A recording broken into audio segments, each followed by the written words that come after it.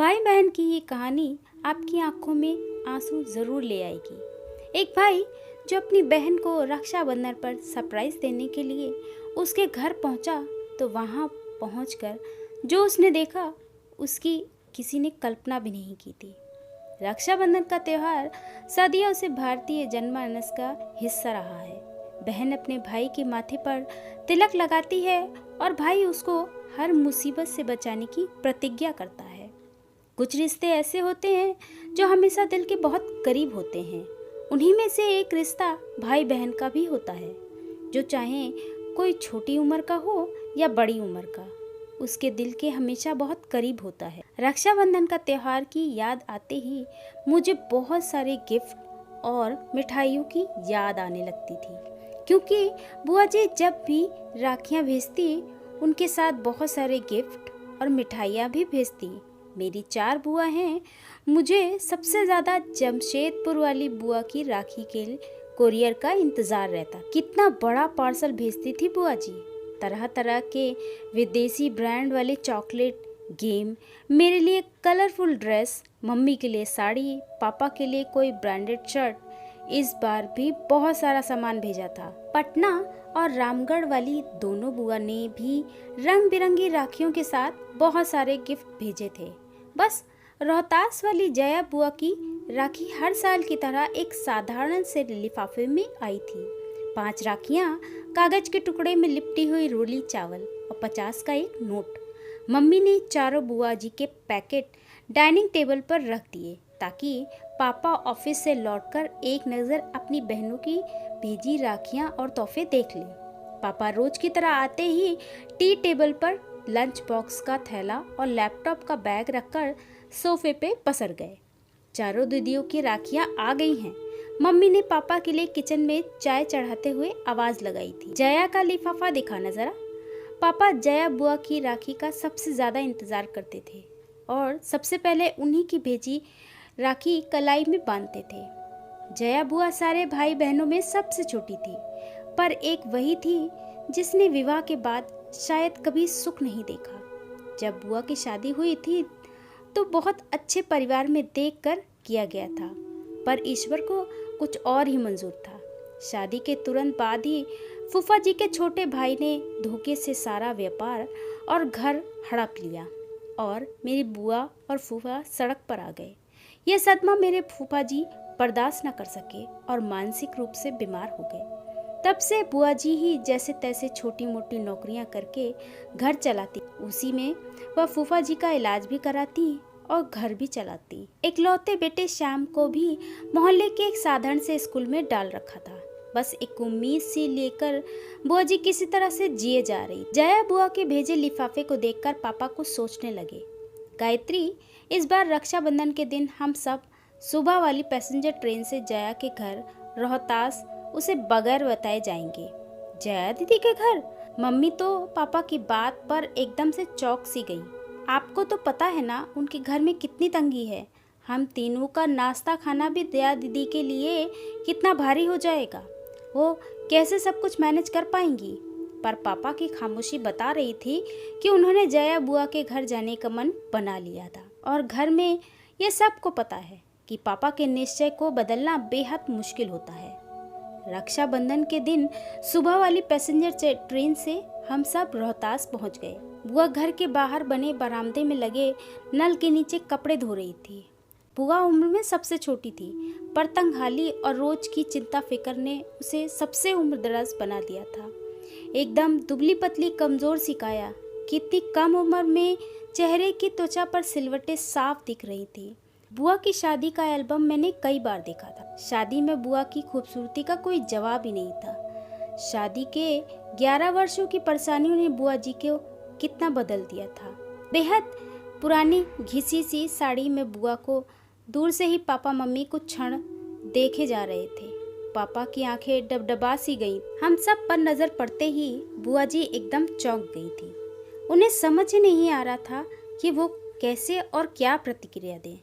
अपने बिखरे बालों को संभालें या अस्त व्यस्त पड़े घर को दुरुस्त करें। उनके घर तो वर्षों से कोई मेहमान आया ही नहीं। वो तो जैसे जमाने पहले भूल चुकी थी कि मेहमानों को घर के अंदर आने को कैसे कहा जाता है। बुआ जी के बारे में सब बताते हैं कि बचपन से उन्हें साफ सफाई और सजने संवरने का बेहद शौक रहा था, पर आज दिख रहा था कि अभाव और चिंता कैसे इंसान को अंदर से दीमक की तरह खा जाती है।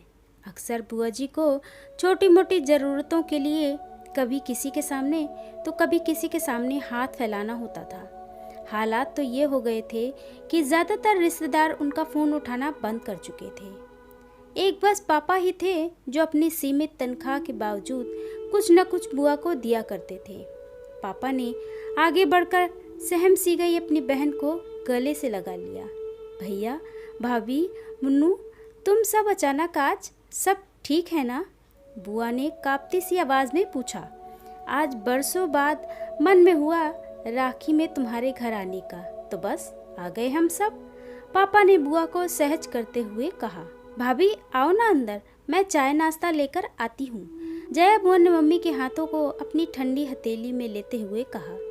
जया तुम बस बैठो मेरे पास, चाय नाश्ता गायत्री देख लेगी। हम लोग बुआ जी के घर जाते समय रास्ते में रुककर बहुत सारी मिठाइयाँ नमकीन ले गए थे। मम्मी किचन में जाकर सबके लिए प्लेट में लगाने लगी। उधर बुआ कमरे में पुरानी फटी चादर बिछाई खटिया पर अपने भैया के पास बैठी थी।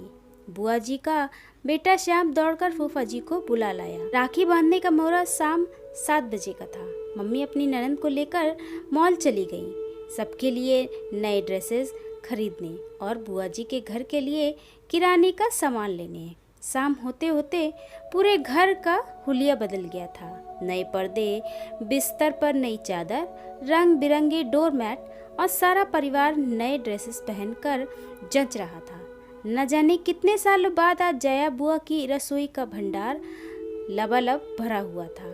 धीरे धीरे एक आत्मविश्वास सा लौटता दिख रहा था बुआ के चेहरे पर सच तो यह था कि उसे अभी भी सब कुछ सपने सा लग रहा था। बुआ जी ने थाली में राखियां सजा ली, मिठाई का डिब्बा रख लिया था। जैसे ही पापा को तिलक लगाने लगी, पापा ने बुआ को रुकने को कहा। सभी आश्चर्यचकित थे। 10 मिनट रुक जाओ, तुम्हारी दूसरी बहनें बस पहुंचने वाली हैं, पापा ने मुस्कुराते हुए कहा। तो सभी पापा को देखते रह गए। तभी बाहर दरवाजे पर गाड़ियों के हॉर्न की आवाज़ सुनकर बुआ, मम्मी, फूफा जी दौड़कर बाहर आए तो तीनों बुआ का पूरा परिवार सामने था। जया बुआ का घर मेहमानों से खचाखच भर गया था। नीलम बुआ बताने लगी, कुछ समय पहले उन्होंने पापा को कहा था क्यों ना सब मिलकर 4 धाम की यात्रा पर निकलते हैं। बस पापा ने उस दिन तीनों बहनों को फोन किया कि आज 4 धाम की यात्रा का समय आ गया है। पापा की बात पर तीनों बहनें सहमत थीं और सबने तय किया कि इस बार जया के घर सब जमा होंगे और थोड़े थोड़े पैसे मिलाकर उसकी सहायता करेंगे। जया बुआ तो बस एकटक अपनी बहनों और भाई के परिवार को देखे जा रही थी। इतना बड़ा सरप्राइज दिया था आज सबने कि उसे सारी बहनों से वह गले मिलती जा रही थी। सबने पापा को राखी बांधी। ऐसा रक्षाबंधन शायद पहली बार था सबके लिए। रात एक बड़े रेस्टोरेंट में हम सभी ने डिनर किया, फिर गप्पे करते जाने कब काफ़ी रात हो चुकी थी। अभी भी जया बुआ ज़्यादा बोल नहीं रही थी। वो तो बस बीच बीच में छलक आते अपने आंसू पोंछ लेती। बीच आंगन में सब चादर बिछाकर लेट गए थे। जया बुआ पापा से किसी छोटी बच्ची की तरह चिपकी हुई थी, मानो इस प्यार और दुलार का उसे बरसों से इंतजार था। बातें करते करते अचानक पापा को बुआ का शरीर एकदम ठंडा सा लगा तो पापा घबरा गए थे। सारे लोग जाग गए पर जया बुआ हमेशा के लिए सो गई थी। पापा की गोद में एक बच्ची की तरह लेटे लेटे वो विदा हो चुकी थी। पता नहीं कितने दिनों से बीमार थी और आज तक किसी से कही भी नहीं थी। शायद सबसे मिलने की ही आशा लिए जिंदा थी। अपनों का ध्यान रखिए दोस्तों। जो समर्थ है वो अपने असमर्थ रिश्तेदारों और मित्रों की समय पर सहायता अवश्य करें। हो सकता है जो आपके लिए बहुत छोटी सी सहायता हो, किसी के लिए वह बहुत बड़ा काम हो। दोस्तों, ये भाई बहन की प्यारी सी कहानी आपको अच्छी लगी हो तो कमेंट में ज़रूर बताइएगा और चैनल को सब्सक्राइब नहीं किया है तो प्लीज़ कर लीजिए। तो मिलते हैं एक नई कहानी के साथ। तब तक स्वस्थ रहें, मस्त रहें। धन्यवाद।